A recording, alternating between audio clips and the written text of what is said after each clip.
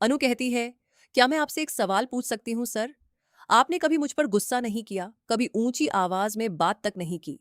लेकिन उस दिन जब मैं उस बंद कमरे के पास पहुंची थी, तब आप इतने परेशान क्यों हो गए थे? क्या उस कमरे का कोई रिश्ता राज नंदिनी जी से है?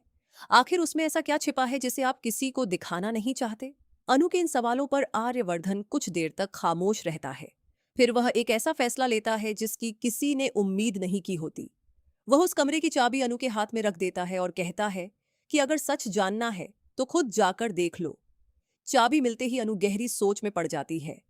उसे लगता है कि उस कमरे का दरवाजा खोलना कहीं आर्य सर पर शक करने जैसा न हो जाए। लेकिन दूसरी तरफ मानसी की बातें और सिद्धि माता के संकेत उसके मन में लगातार घूम रहे होते हैं।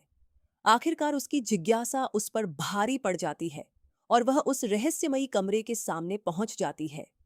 धड़कते दिल के साथ अनु कांपते हाथों से दरवाजा खोलती है। जैसे ही कमरा खुलता है उसकी नजर अंदर लगी एक बड़ी तस्वीर पर पड़ती है। तस्वीर को देखते ही उसे अजीब सा एहसास होने लगता है। उसे लगता है जैसे वह इस जगह को पहले से जानती है और इस कमरे से उसका कोई गहरा रिश्ता है। कमरे के अंदर कदम रखते ही अनु के सामने कुछ अनजाने दृश्य आने लगते हैं। उसे राजनंदिनी की परछाई दिखाई देती है और कई पुरानी यादों जैसी झलकियां उसकी आंखों के सामने गुजरने लगती हैं। हर पल उसकी बेचैनी बढ़ती जाती है। उसे महसूस होता है कि कोई भूला हुआ सच धीरे धीरे उसके सामने लौट रहा है। अचानक अनु जोर से चीख पड़ती है। उसके लिए यह सब सहना मुश्किल हो जाता है और अगले ही पल वह वहीं बेहोश होकर गिर जाती है।